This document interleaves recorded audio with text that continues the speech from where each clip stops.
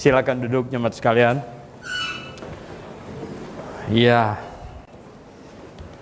Tuhan mau hati kita.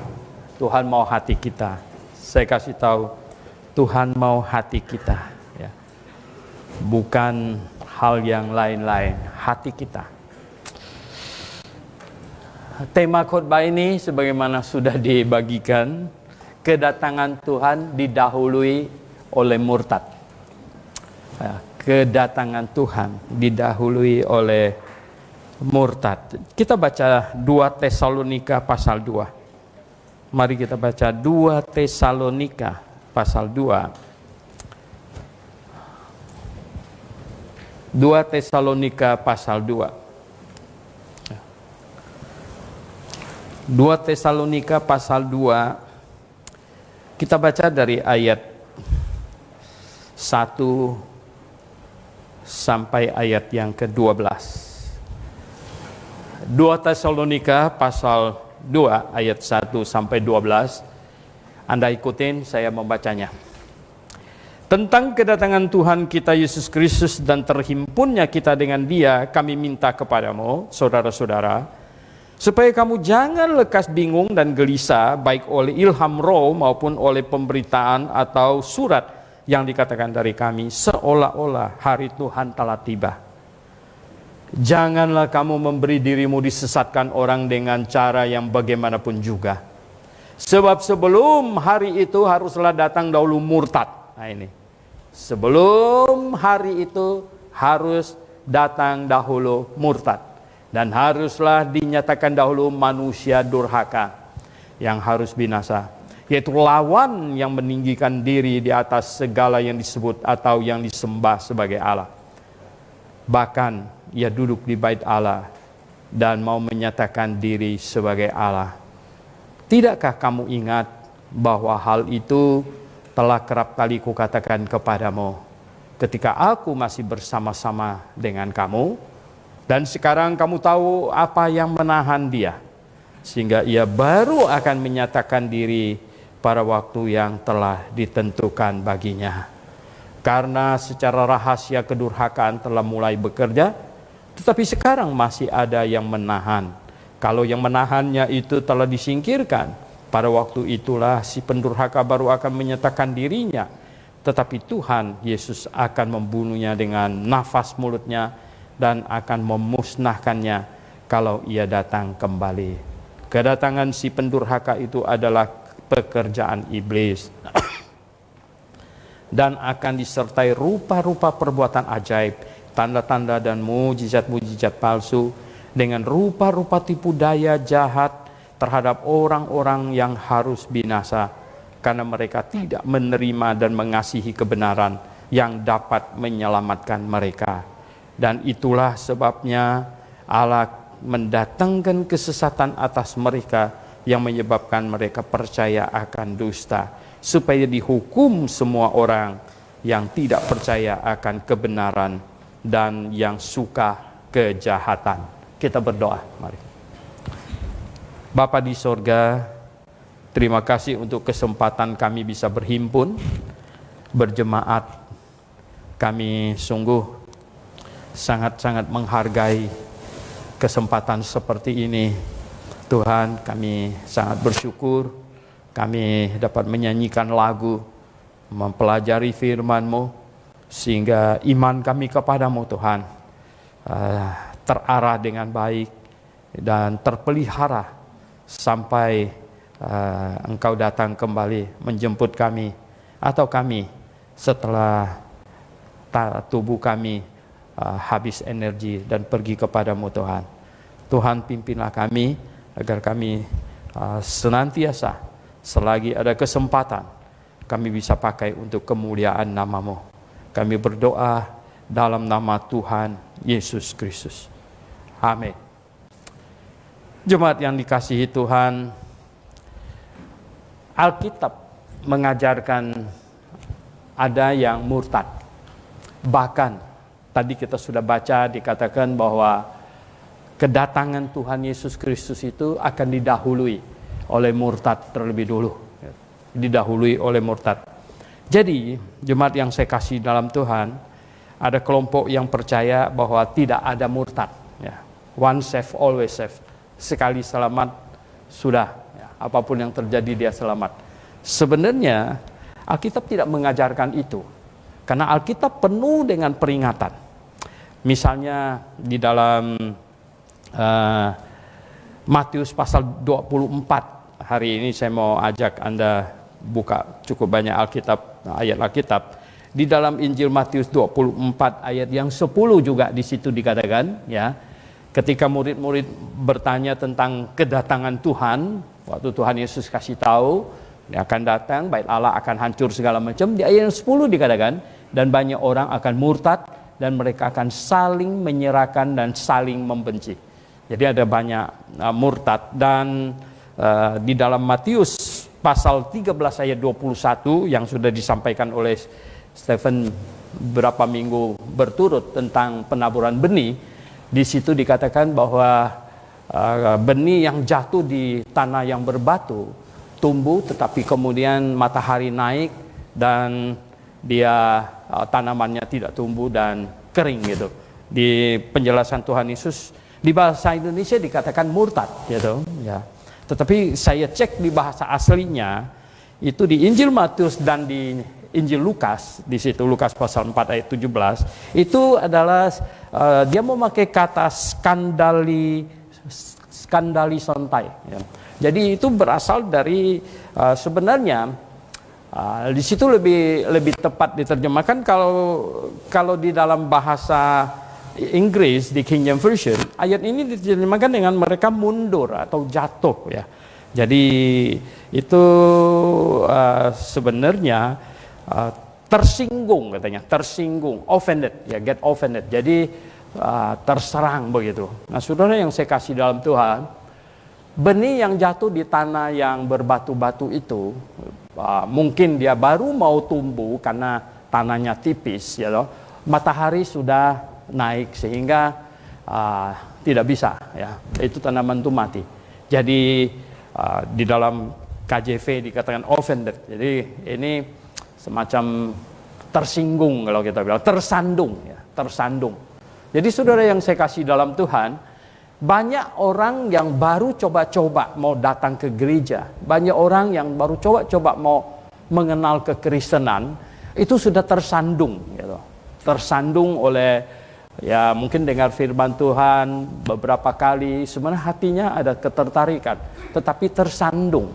Tersandung oleh apa? Ya karena ini bukan lagi baby, memang belum tumbuh gitu ya. Jadi gampang sekali tersandung. Mereka gampang sekali kena sandungan, sindiran macam-macam gitu. Sehingga gampang sekali jatuh. Nah, saudara yang saya kasih dalam Tuhan, tetapi di Injil Lukas pasal 8 ayat 13 untuk kasus yang sama ini, kata yang dipakai ternyata apistantai di situ, ya itu artinya sebenarnya itu artinya mundur, jatuh gitu. Jatuh, mundur. Nah, ini di KJV diterjemahkan dengan falling away ya. Jadi orangnya jatuh, ya, sebenarnya jatuh. Nah, saudara yang saya kasih dalam Tuhan, di dalam 2 Tesalonika yang tadi kita baca itu, ya, 2 Tesalonika pasal 2 ayat 3, di situ dikatakan akan murtad, ya, akan didahului dengan murtad. Itu kata yang dipakai itu adalah apostasia, ya. Jadi apostasi gitu. Sebenarnya itu dari asal kata dari apostasinya bahasa Inggris itu dari bahasa Yunani apostasia.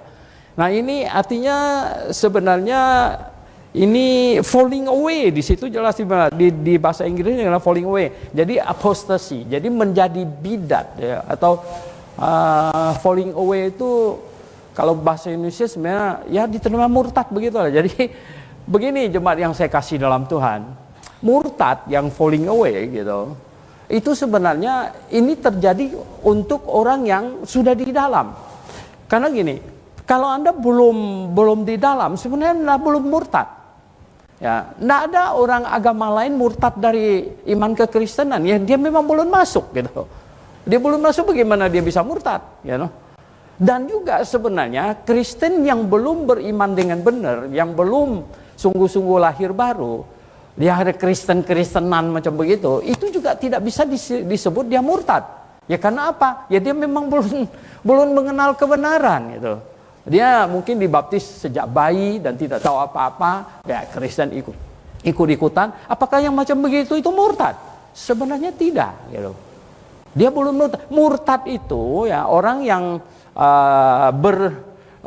meninggalkan iman itu artinya dia sebelumnya itu sudah ada iman. Dia tidak mungkin bisa meninggalkan iman yang dia belum ada. Kan jadi lucu gitu. Ya. Nah, ketika kalau dia belum ada iman, dia tidak bisa meninggalkan iman. Hanya orang yang sudah beriman dan yang bisa meninggalkan iman sebenarnya.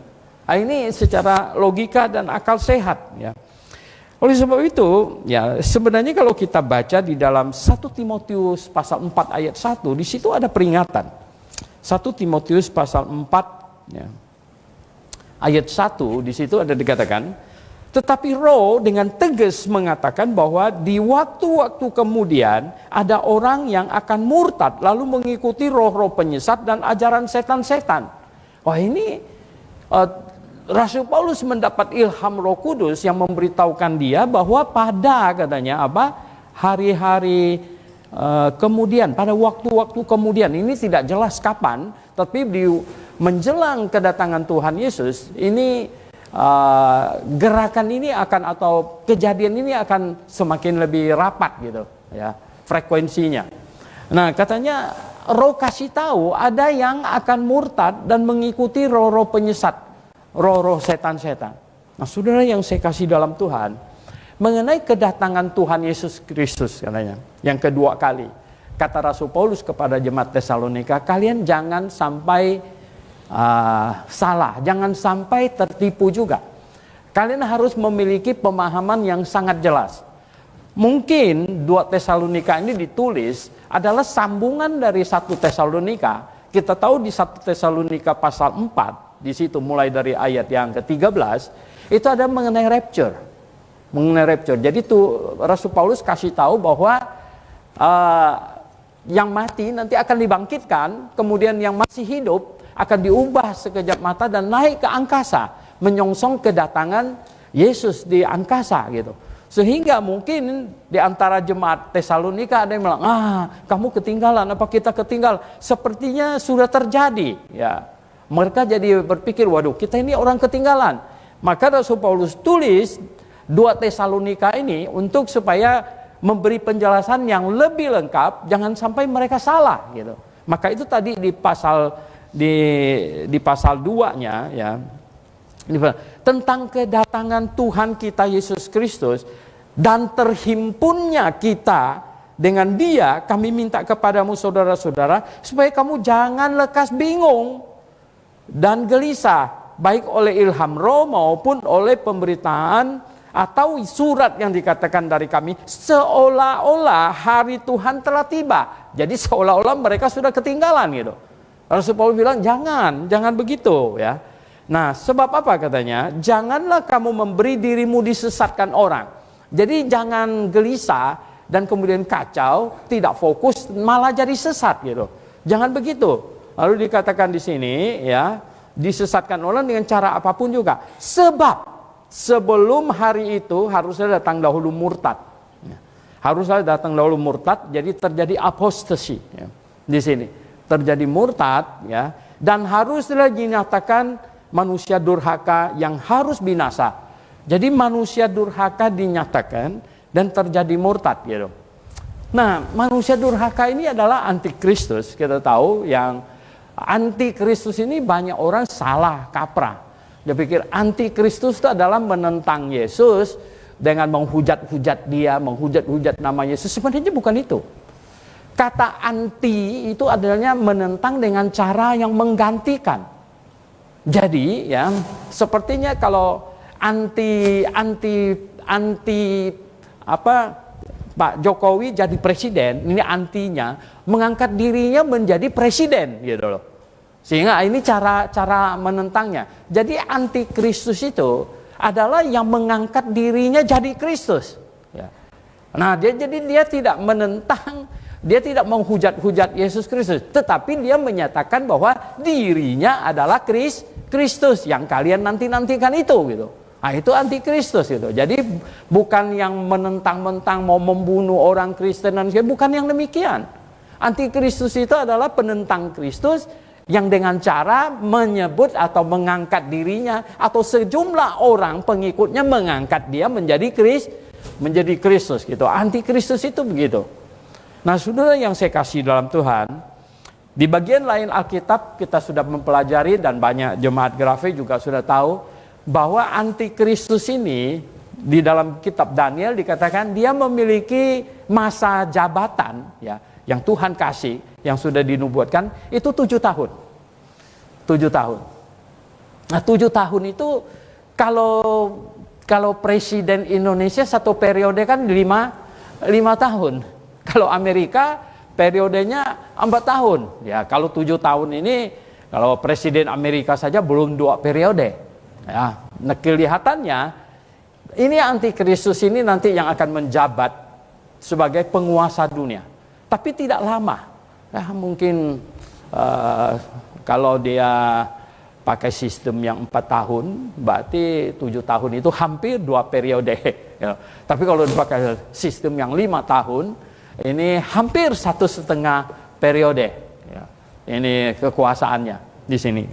Nah, di sini tadi katanya murtad akan terjadi dulu, murtad ya, kemudian manusia durhaka ini akan dinyatakan, akan semakin terang siapa dia. Memang betul ya loh. Kenapa? Kita jangan berpikir antikristus itu tiba-tiba muncul begitu, secara mendadak. Oh no ya. Itu pasti keadaan politik akan sedemikian rupa akan memunculkan dia secara alamiah gitu ya. Dan manusia nanti akan semuanya jadi suka. Oh beginilah ya, ini yang terjadi. Banyak orang tanya sama saya gara-gara Ukraina sama Rusia. Jadi ini Pak, ini Putin ini kira-kira antikristus apa bukan? Wah, kelihatannya sih belum, bukan. Saya bilang bukan itu. Ini bukan dia. Dia itu gini, antikristus itu kalau kita telusuri Alkitab yang bagian lain-lain, dia itu adalah penguasa yang akan merangkap 3 jabatan, yaitu apa? Agama dan politik dan ekonomi. Dia akan pegang 3 kendali gitu.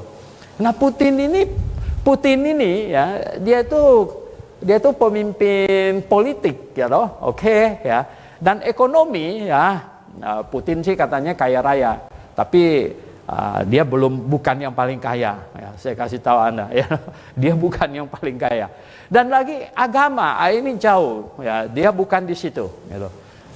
Minggu lalu yang saya sama Pak Hasan muncul di Facebook Live itu ya, bicara tentang Pak Hasan sangat yakin ini Cina ini comeback guy ini ya. Jadi ini dia seperti naga yang luka kemudian sembuh gitu. Tanya saya ini kira-kira banyak orang tanya juga, Xi Jinping ini kira-kira apakah si manusia durhaka itu gitu ya. Saya bilang ya, ini sampai plesetkan namanya Sheng Jinping ya. Sheng Jinping itu sakit juga. Jadi Xi Jinping sama Sheng Jinping itu dekat sekali gitu. Sheng Jinping itu namanya sakit jiwa gitu ya. Nah, saudara yang saya kasih dalam Tuhan, jadi saya bilang bukan ya, kelihatannya bukan. Mengapa bukan ya? Karena Xi Jinping ini hanya mempunyai kekuasaan politik gitu. Kekuasaan ekonomi dan agama masih jauh, apalagi agama ya loh. Itu jauh. Nah ya, si antikristus ini adalah yang akan mengangkat dirinya menjadi Kristus.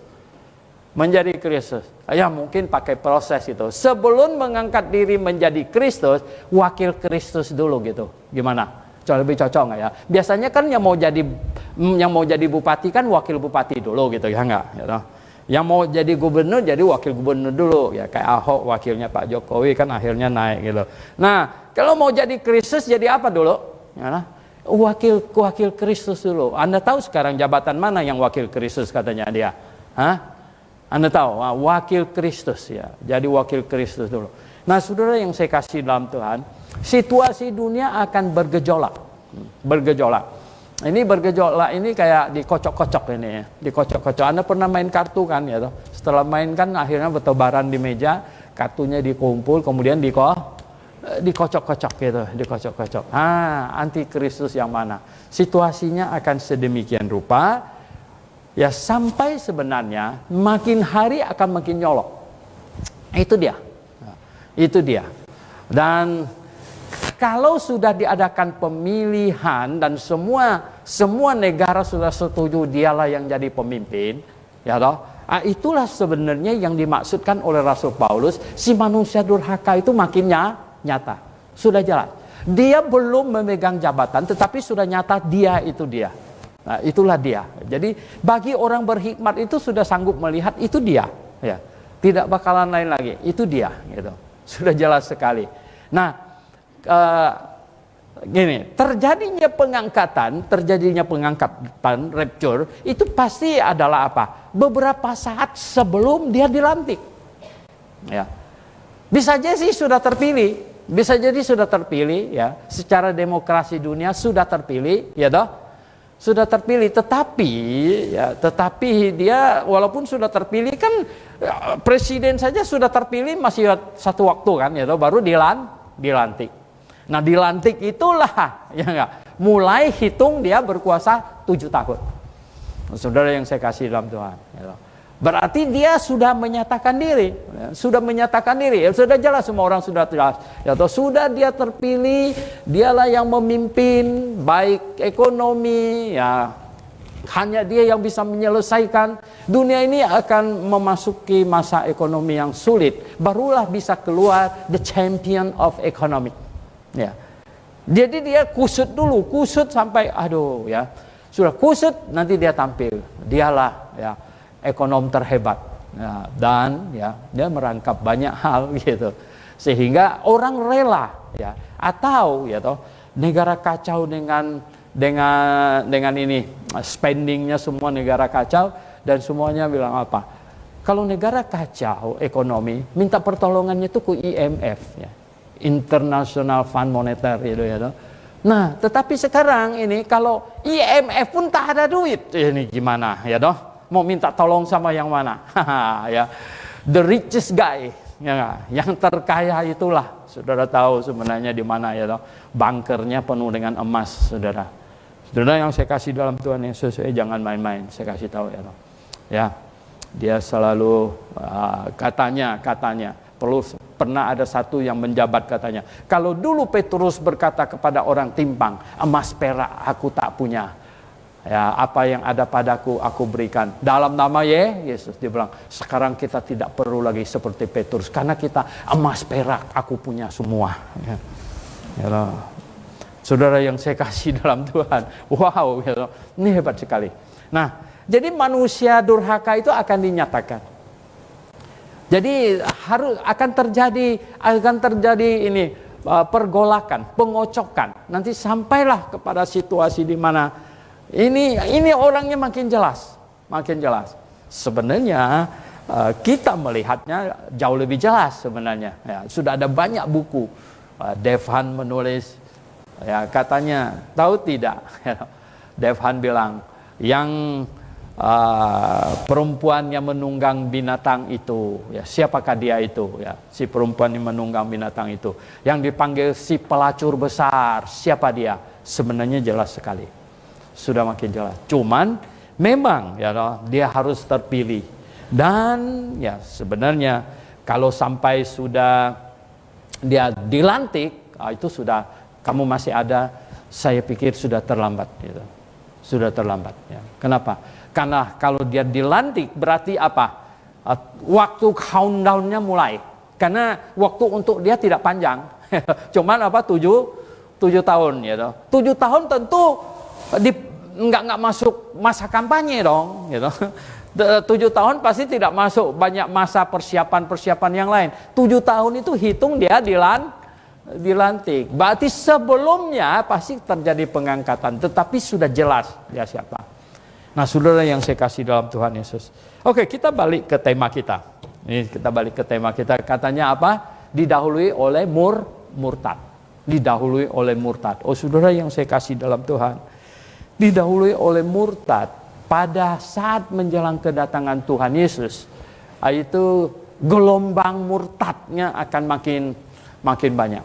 Nah, mengapa manusia bisa murtad, saudara? Mengapa orang percaya bisa murtad?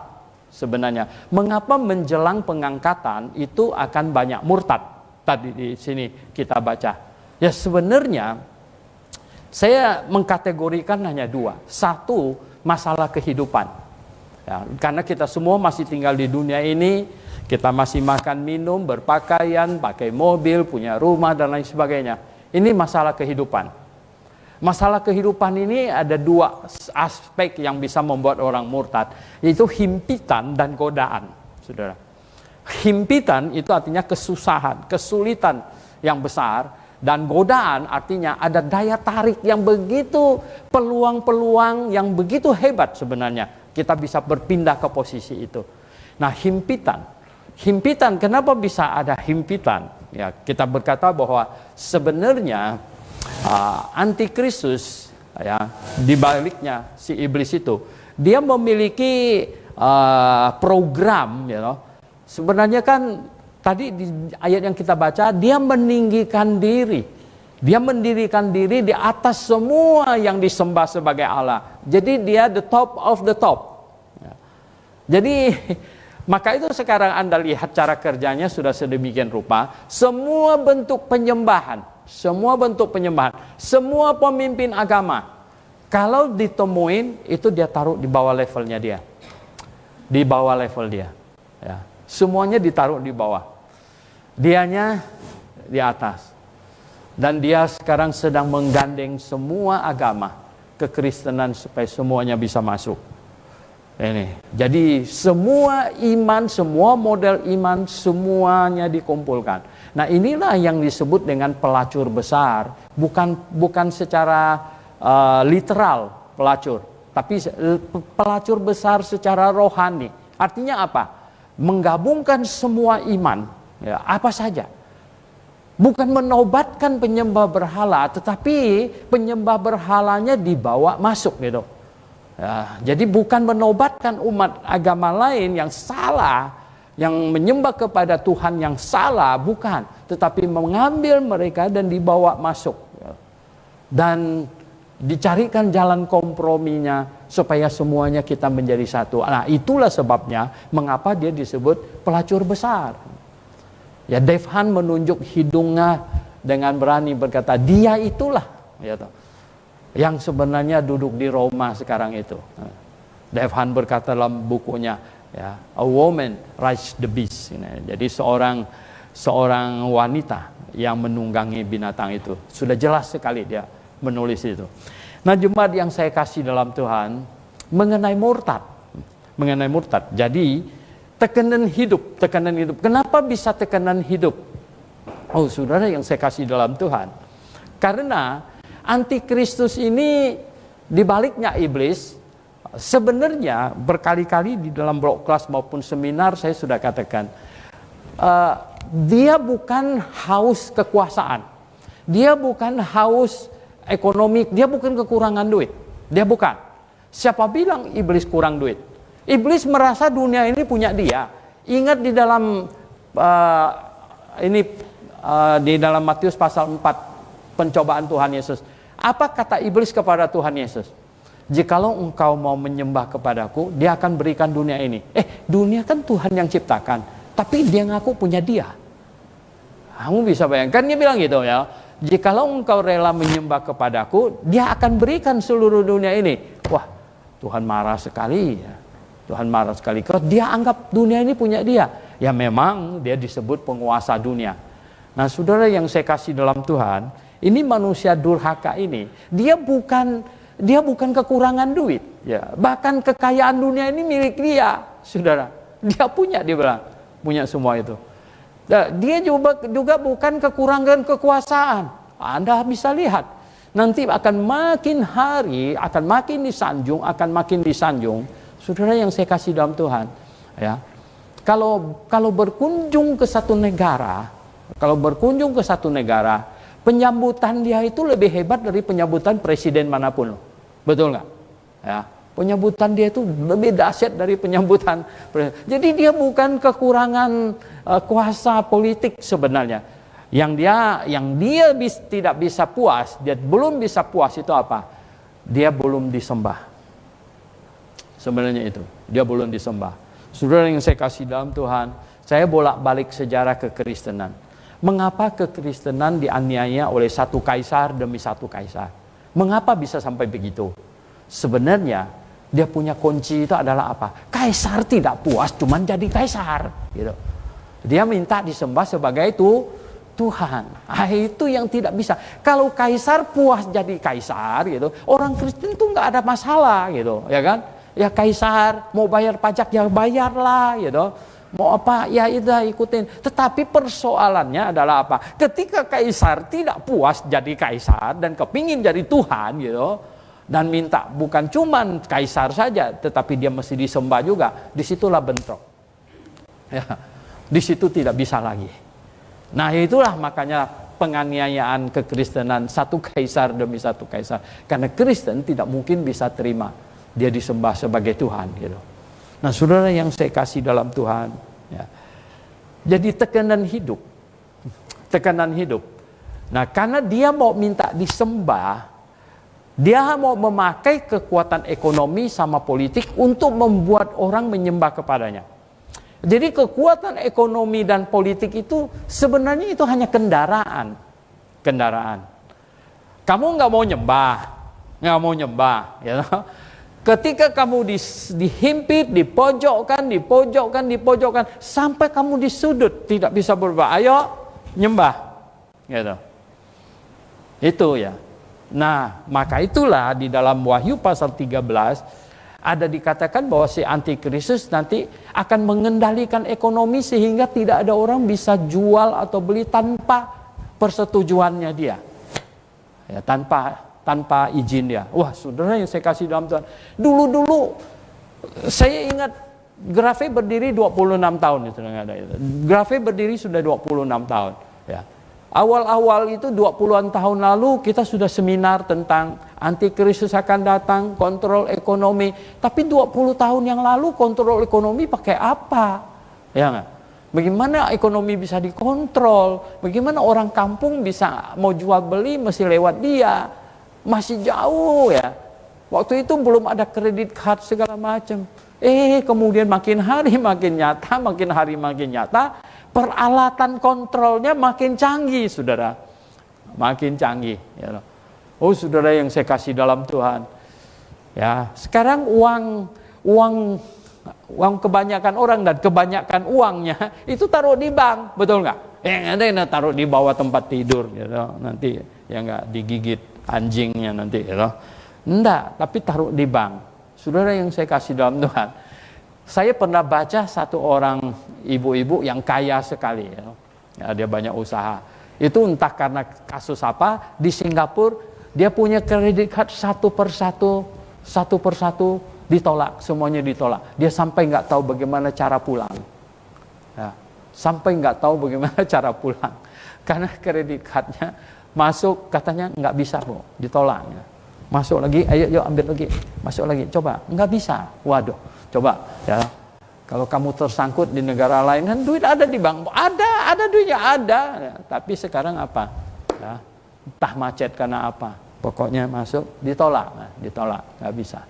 Saudara yang saya kasih dalam Tuhan, ini lebih dahsyat lagi sekarang. Saya kasih tahu, kalau semua harta kita ada di bank di sana, semua taruh di dalam sana itu, kita dinomorin lagi, ya. Nomornya ditaruh di sini sama di sini. Tahu-tahu nomornya di blacklist, saudara. Ya. Kamu ya pada waktu itu mau beli barang di Alfamart juga tidak bisa. Ya. Nggak bisa lagi waktu itu. Kenapa?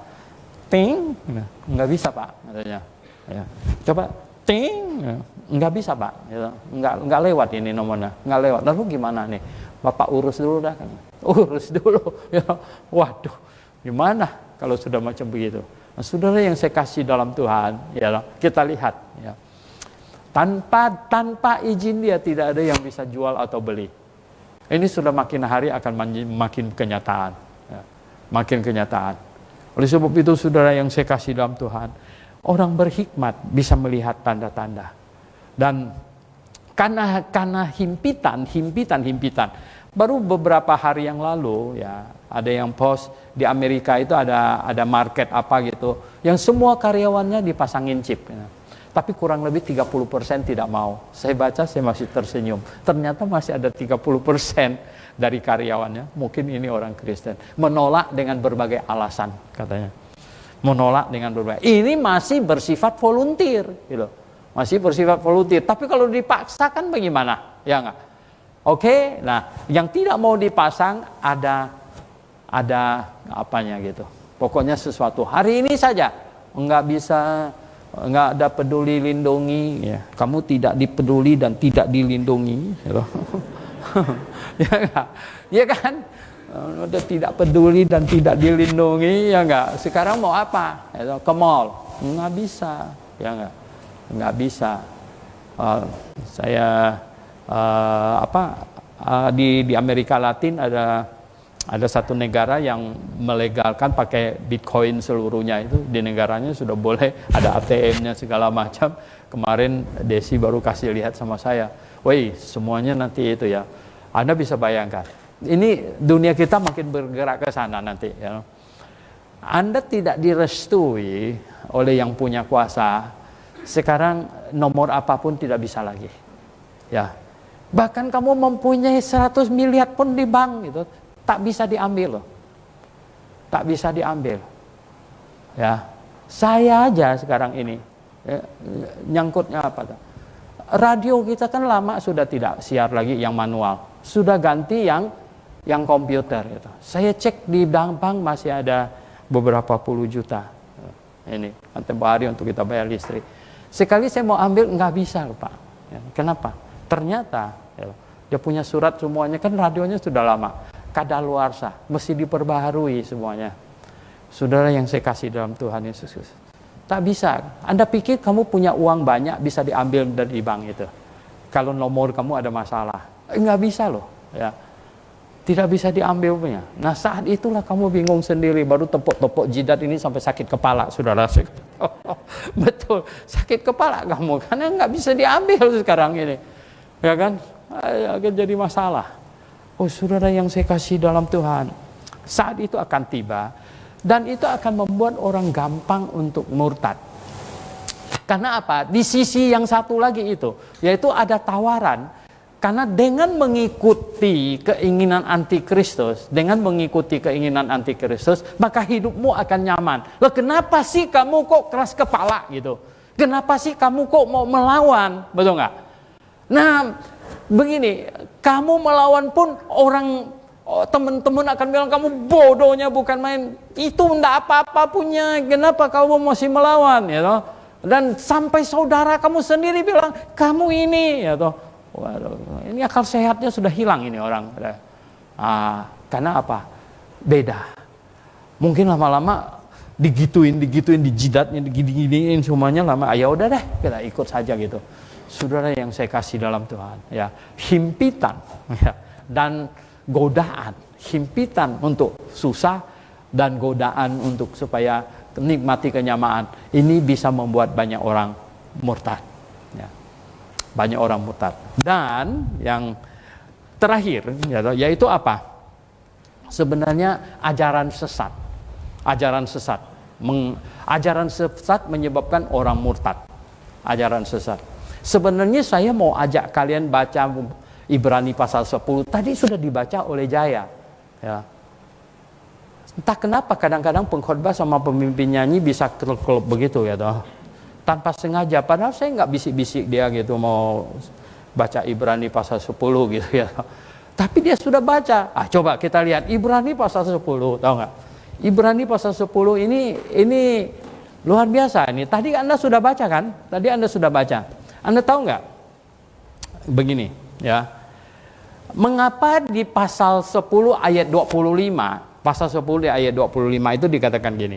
Janganlah kita menjauhkan diri dari pertemuan-pertemuan kita. Sebenarnya nggak ada kata ibadah di bahasa aslinya.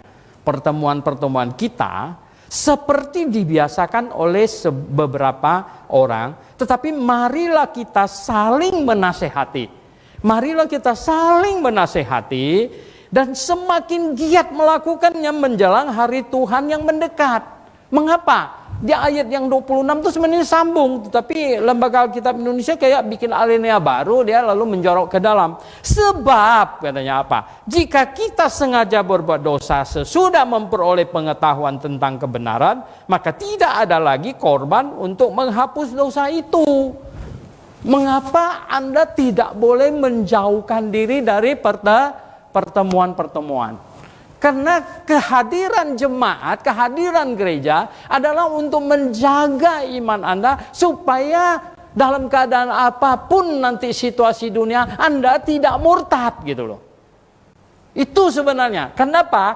Karena murtad yang nanti menjelang kedatangan Tuhan itu tidak terjadi seketika. Dan biasanya orang murtad itu enggak hari ini sedang rajin-rajin, besok dia nggak mau datang lagi. Lalu dia wah, ini pindah agama atau pergi ke gereja yang awal. Tidak begitu ya. Dia tidak terjadi demikian. Itu biasanya dikit,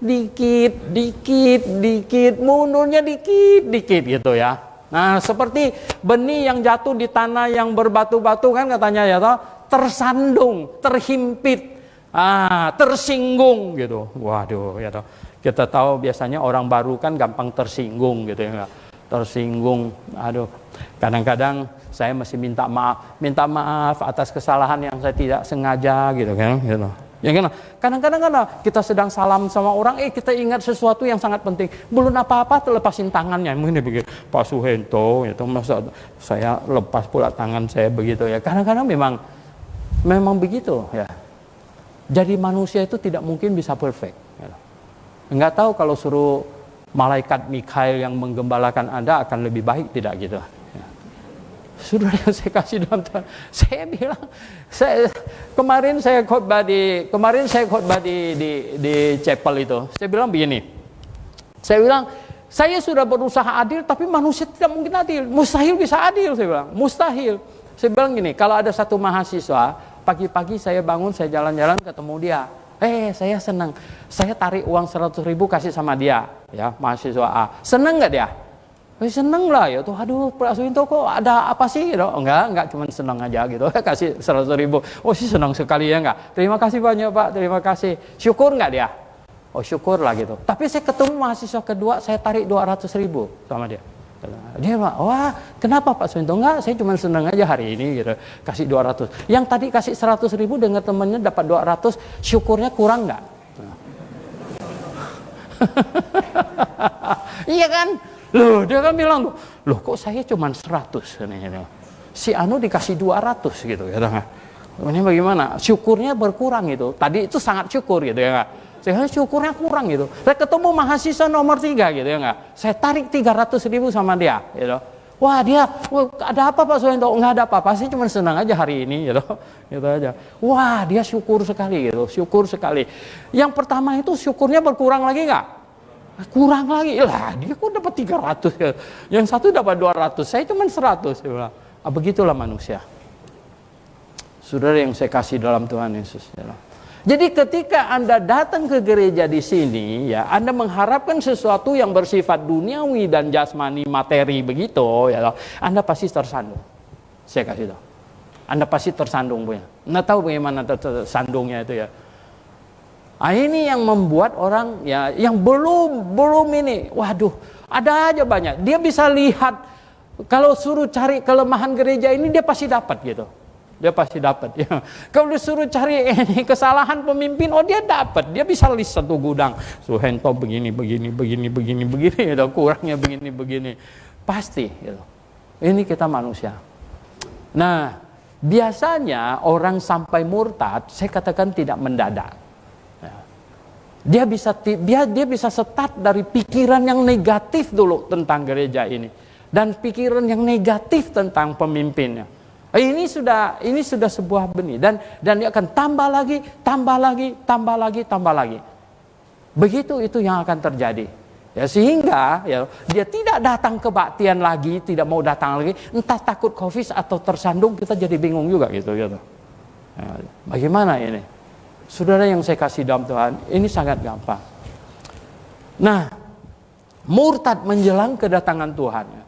Ya, sebelum kedatangannya, sebelum hari itu, kata Rasul Paulus, akan didahului dengan murtad dulu.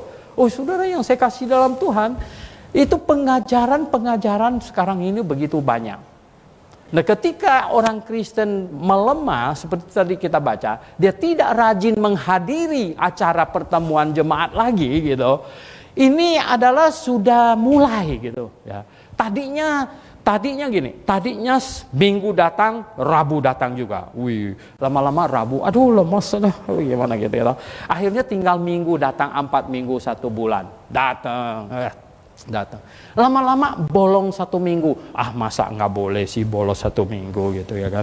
Nah ini sudah mulai ini ya nggak. Lama-lama lagi bolos 2 minggu gitu, bolos 2 minggu. Lama-lama sebulan sekali aja gitu. Ah ini situasinya akan begitu. Ini membuat mundur ya. Dan yang macam begini biasanya sudah ibarat bison itu, ya. Ini yang udah pesakitan punya. Kalau sudah beberapa bulan nggak mau datang, ya, alasannya tidak begitu jelas, pokoknya tidak mau datang, itu sudah bison sakit. Ya. Saya suka nonton yang binatang ya. Itu kan serigala kan besarnya cuma 30% lebih gede dari anjing kita, nah, herder gitu ya. Kalau dibandingkan bison kan bisonnya besar sekali. Ya. 1 ekor tuh bisa seton lebih, ya. Seton lebih. Dia punya tanduk runcing banget lagi. Ya. Tapi saya lihat bagaimana itu serigala kok bisa ya makan bison? Ya. Kok bisa? Tahu nggak ya? Ternyata taktiknya luar biasa. Ini bison 1 gerombolan nggak bisa, mereka ngincar. Katanya begini, gitu. Ini serigala itu punya stamina yang hebat. Dia kejar, dia kaget-kagetin gitu. Jadi bisonnya lari. Dia lihat mana yang paling duluan capek, yang lidahnya gitu. Itu yang paling capek, itu satu itu paling capek. Ya toh. Nah, akhirnya mereka akan bikin formasi begini begitu untuk memisahkan yang paling lemah itu, ya, memisahkan. Sehingga yang paling lemah itu, bison yang paling lemah itu, yang tadi lari juga udah diamatin sama serigala, lidahnya udah menjulur begitu, itu dipisahkan dari bison yang kuat-kuat gitu, dipisahkan. Nah pada waktu sudah berhasil dipisahkan, habislah, ya. 1 ekor gigit belakangnya, ya, dia balik dia gigit dari sana lagi, balik dia gigit di sini lagi, habis bisonnya satu. Mau sebesar apapun juga. Saudara yang saya kasih dalam Tuhan, maka itu Rasul Paulus bilang, ya, janganlah menjauhkan diri dari pertemuan kita, seperti yang dibiasakan oleh beberapa orang. Ya, tidak boleh. Ya. Sebab katanya, kalau dia melakukan dosa, satu itu dosa apa ini? Nah, saya tanya kepada mereka, one safe always safe. Apa yang dimaksud dengan sebab jika kita sengaja berbuat dosa sesudah memperoleh pengetahuan tentang kebenaran, maka tidak ada lagi korban untuk menghapus dosa itu. Tidak ada lagi korban untuk menghapus. Itu dosa apa? Yang tidak ada korban lagi untuk menghapusnya itu dosa apa? Ya, dosa apa? Mencuri. Nah, untung nggak ada yang masuk surga, gitu. Apa? Bohong, gitu. Bukan itu. Ini dosa yang tidak ada lagi korban untuk menghapusnya. Ini adalah dosa meninggalkan kebenaran. Meninggal kebenaran itu artinya keluar, kemudian ya mau masuk lagi, ini nggak bisa. Jadi gini, setiap orang yang mengenal Yesus Kristus, mengenal kebenaran, dan yang sudah bertobat, sudah berdoa menyesal atas dosa dan mengaku berdosa, dan kemudian sudah mengaminkan dengan segenap hatinya bahwa Yesus telah dihukumkan menggantikannya, itu artinya sudah diselamatkan. Jadi saya mengaku Yesus dihukumkan mati. Nah, artinya apa? Ini korban domba untuk saya sudah dikorbankan. Jadi saya sudah diselamatkan. Lalu saya keluar dan kemudian kepingin masuk lagi. Berarti apa? Diperlukan apa? Korban lagi yang kedua. Ini tidak bisa. Tidak bisa. Ya. Karena Tuhan Yesus tidak disalibkan 2 kali. Ya, Tuhan Yesus disalibkan hanya satu kali. Maka itu ketika orang membiasakan dirinya, seperti kata Rasul Paulus ini, membiasakan dirinya menjauh dari pertemuan-pertemuan jemaat, maka kondisinya akan seperti bison sakit, ya, yang menjauh dari yang ini, berhasil dipisahkan oleh serigala dari rombongannya, dan ini habis ini habis, ya, biar sebesar apapun ya. Padahal serigala kecil itu ya, serigala kecil ya. Tetapi karena dia banyak juga rombongan, ya, dan dia punya taktik yang hebat sekali. Saudara yang saya kasih dalam Tuhan, saya ingin jemaat memperhatikan dosa apa yang dimaksudkan di sini. Sebenarnya dosa itu tadi kita sudah baca. Ayat 29 dikatakan betapa lebih beratnya hukuman yang harus dijatuhkan kepada ke atas dia. Yang apa? Menginjak-injak anak Allah. Ya. Yang menginjak-injak anak Allah. Yang menganggap najis darah perjanjian yang menguduskannya. Dan yang menghina roh kasih karunia. Menghina roh kasih karunia. Menginjak-injak anak Allah. Kok anak Allah diinjak-injak? Artinya apa? Menganggap pengorbanan Tuhan Yesus di atas kayu salib sesuatu yang sepele. Yang sepele. Dia tidak sangat mengucap syukur bagaimana saya orang berdosa bisa diselamatkan. Betapa luar biasanya anugerah ini. Dia tidak mengucap syukur tapi menganggap sepele. Jadi keselamatan jiwanya itu dianggap murah. Padahal itu mahalnya bukan main. Menganggap najis darah perjanjian. Menganggap najis. Jadi darah Tuhan Yesus yang tercurahkan dari atas kayu salib itu dianggap sepele, dianggap najis. Dan menghinakan roh kasih karunia. Menghinakan roh kasih karunia. Jadi saudara yang saya kasih dalam Tuhan Yesus Kristus, inilah yang Rasul Paulus peringatkan kepada jemaat di waktu zaman dia. Jangan menjauhkan diri dari pertemuan-pertemuan jemaat. Kenapa? Karena gereja ini punya tugas adalah menyelamatkan yang belum diselamatkan, kemudian yang sudah diselamatkan, mari kita berhimpun satu dengan yang lain, saling menguatkan kita, saling menguatkan. Bahkan saudara yang saya kasih dalam Tuhan, jemaat Grafe ini teladan saudara. Jemaat Grafe ini teladan dari GBIA, amin, betul nggak? Wih, gitu.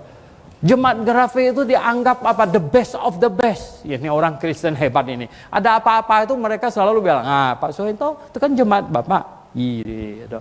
Mereka itu mau pikir memang semua jemaat Grafe itu adalah high ranking. Wah, hebat sih. Coba Anda bisa bayangkan. Kalau jemaat Grafe jatuh dalam dosa, jemaat Grafe melakukan hal yang ngawur, ya, dan lain sebagainya. Ini kan menjadi batu sandungan bagi jemaat-jemaat yang lain. Yang begitu banyak seluruh Indonesia. Oleh sebab itulah maka saudara yang saya kasih dalam Tuhan Yesus, sadar akan hal ini. Sadar akan hal ini. Kita katakan bahwa kita sambil menantikan kedatangan Tuhan, kita tahu bahwa ada peringatan di dalam Alkitab. Peringatan apa?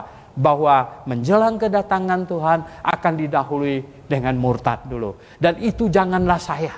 Janganlah saya. Kita jangan mau menjadi penggenap nubuatan negatif. Oke? Jadi di dalam Alkitab itu ada banyak nubuatan. Ada nubuatan, ada orang yang akan setia sampai mati. Itu saya boleh di situ gitu. Ada orang yang murtad. Itu jangan saya gitu. Saudara ngerti nggak ya? Jangan menjadi penggenap nubuatan negatif gitu. Sebagai orang Kristen. Banyak orang selalu bertanya kepada saya, Pak, ya, kalau Yesus harus tersalib, bukankah Yudas berjasa? Anda bisa bayangkan Yudas berjasa, gitu. Ya, sebab kalau tidak ada Yudas, kan tidak ada Yesus disalib. Saya bilang tidak. Alkitab menubuatkan, ya, nubuatan tentang menjual Tuhan Yesus yang di dalam Zakaria pasal 11 itu sengaja Tuhan buat samar-samar. Ya, dan tidak ada disebutkan nama Yudas di situ. Ya. Di dalam Zakaria pasal 11, Anda baca ulang-ulang, itu adalah pembicaraan di sekitar jual beli domba. ya. Jual beli domba. Nah, dan tidak disebutkan ada Yudas. Tetapi Yudas dengan maunya sendiri, dia karena cinta uang, katanya dia sering tilep duit yang kan dia bendahara gitu ya. Jadi Tuhan Yesus tunjuk dia bendahara.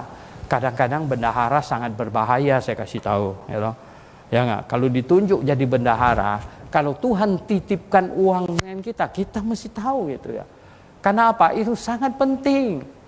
Jadi Yudas sudah biasa nilep duit kumpulan mereka, sudah biasa korupsi. Jadi korupsi itu gini loh ya. Kalau tidak tertangkap itu dia kayak addicted gitu loh. Ya, kan jadi kepingin, wah hebat nih, wah hebat. Jadi addicted gitu. Jadi apa? Kayak ini kecanduan gitu ya. Jadi kecanduan. Saudara yang saya kasih dalam Tuhan, oleh sebab itu hati-hati ya. Hati-hati. Dan dosa itu memang kecanduan gitu. Mau ulang lagi. Ini bisa ini. Oleh sebab itu ya, Yudas tidak pernah puas. Akhirnya apa? Terbesit pikirannya. Ya, ini nggak ditulis Alkitab, tapi saya yang kira-kira Yudas mesti pikir begini. Kan dia sudah sering lihat Tuhan Yesus mau ditangkap nggak berhasil, betul nggak? Karena memang waktunya belum tiba. Ya, mungkin Yudas pikir gini, dia mau nipu imam besar aja. Gua jual ini guru saya 30 keping perak, lalu you tangkap sendiri. Kalau tidak berhasil tangkap, uang tidak kembali loh, gitu. Ya nggak? Dia pikir begitu, ya nggak? Dia pikir kan gurunya hebat, ya loh.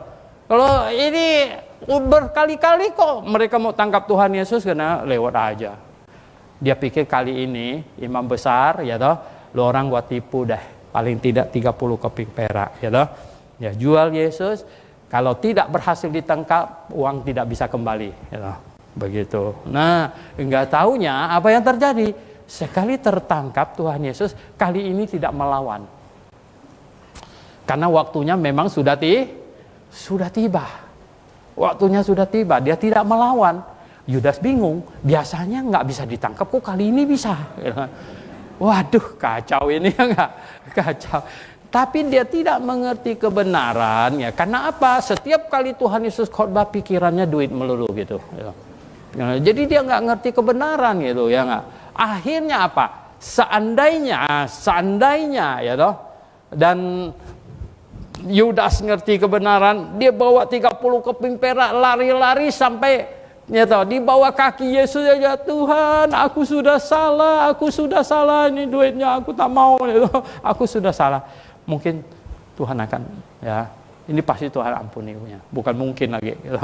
Kalau dia begitu. Tetapi karena dia tidak ngerti kebenaran, apa yang terjadi? Dia mau balikin ke imam besar duitnya. Imamnya bilang apa? Kan sudah deal, ya toh. Tangkap tidak berhasil tangkap, uang tidak bisa kembali.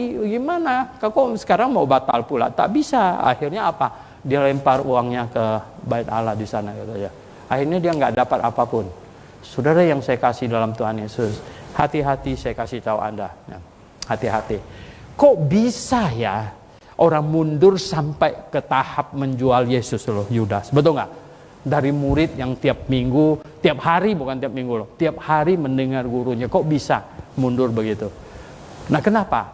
Karena ada something yang yang sangat nikmat, umpan yang sangat nikmat tadi itu sangat berbahaya. Oleh sebab itu, saudara yang saya kasih dalam Tuhan, ya, kita perlu banyak berdoa. Karena menjelang hari Tuhan akan terdahului dengan murtad. Dan kita tidak mau menjadi orang yang menggenapkan nubuatan ini. Kita tidak mau. Oke? Mari kita berdoa.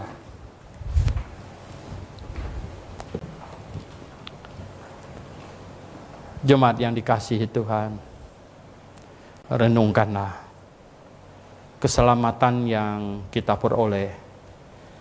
Itu bukan hasil usaha kita. Itu pemberian. Kita hanya bertobat dan percaya saja. Dan kita sangat bersyukur karena kita diselamatkan. Dan kita mau hidup bagi Tuhan. Kiranya Tuhan menolong semua jemaat. Jangan menjauhkan diri dari pertemuan jemaat. Karena kesesatan, terhilang, murtad, itu tidak terjadi secara mendadak. Tidak terjadi secara mendadak. Itu terjadi secara gradual. Sedikit demi sedikit, sedikit demi sedikit. Baik juga yang di rumah. Saya ingatkan kepada Anda, sekarang COVID sudah bukan lagi hal yang sangat menakutkan. Karena di negara lain semuanya sudah lepas masker bahkan. Kita hanya tunggu waktu. Anda harus datang untuk berjemaat. Jangan sampai Anda menjadi bison yang sakit, saya katakan. Jangan sampai. Ya. Di luar sana ada banyak serigala. Ada banyak serigala. Sangat-sangat bahaya. Sangat-sangat bahaya. Bapa Surgawi, tolonglah kami semua, jemaat-Mu. Kami sangat bersyukur atas hidup kami, keselamatan jiwa kami. Dan kami ingin sungguh berakhir di sorga bersama dengan Engkau Tuhan. Dan Tuhan, kiranya di dunia ini tidak ada yang lebih menarik kami, lebih tertarik daripada Engkau ya Tuhan. Dan Tuhan, pimpinlah kami semua, seluruh jemaat-Mu Tuhan, yang Kau percayakan kepada kami hamba-hamba-Mu. Kami ingin tidak ada satupun yang terhilang. Yang terhilang karena pandemi, tidak ada satupun Tuhan. Tuhan, tolong kami semuanya. Kami berdoa dengan segenap hati. Dalam nama Tuhan Yesus kami berdoa. Amin.